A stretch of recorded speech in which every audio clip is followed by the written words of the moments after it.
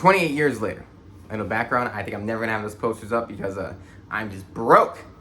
Can't afford to. Anyways, 28 years later. First movie, I think is great. I vividly remember. I haven't seen it in a while, but I still remember like piece by piece. I could tell you the whole story, the whole plot. 28 weeks later, I got to rewatch.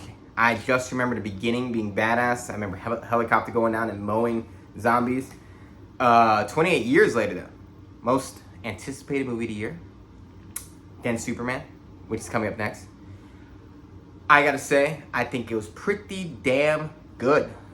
Very good. Danny Boyle is, regardless of his nonsense things he says on Twitter and stuff like that, he is a great director. Like, that guy got some style. His style in the movie is what makes the movie. And I love it. I love seeing, like, these old directors are kicking ass.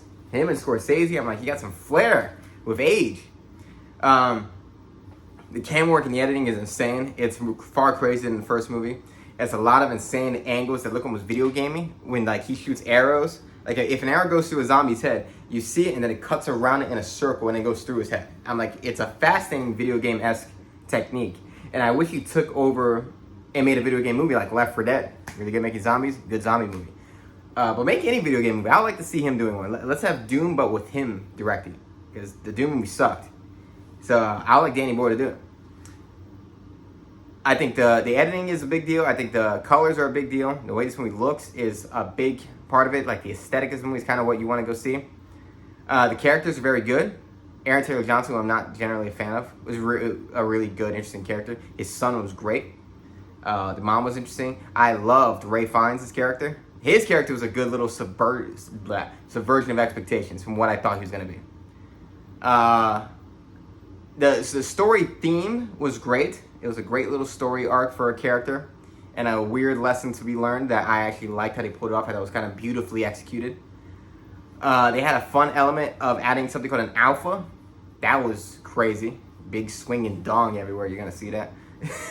But that was a unique element. I like, zombies, you got to add special zombies in the mix. A more threatening version of a zombie. Because zombies win by just hoarding you. So you got to add that unique zombie that you want to run away from. The best scene in this movie is running away from a singular zombie on a bridge.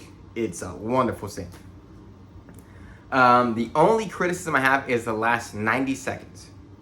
Reintroduces something.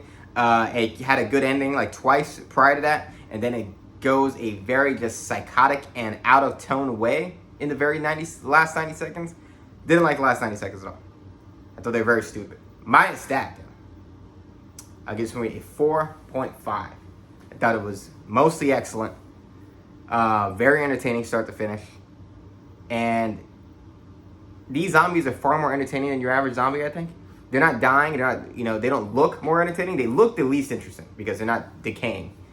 But they behave the most interesting. They're rabies zombies, and I like that a lot. I like the alpha explanation too, like steroid zombies.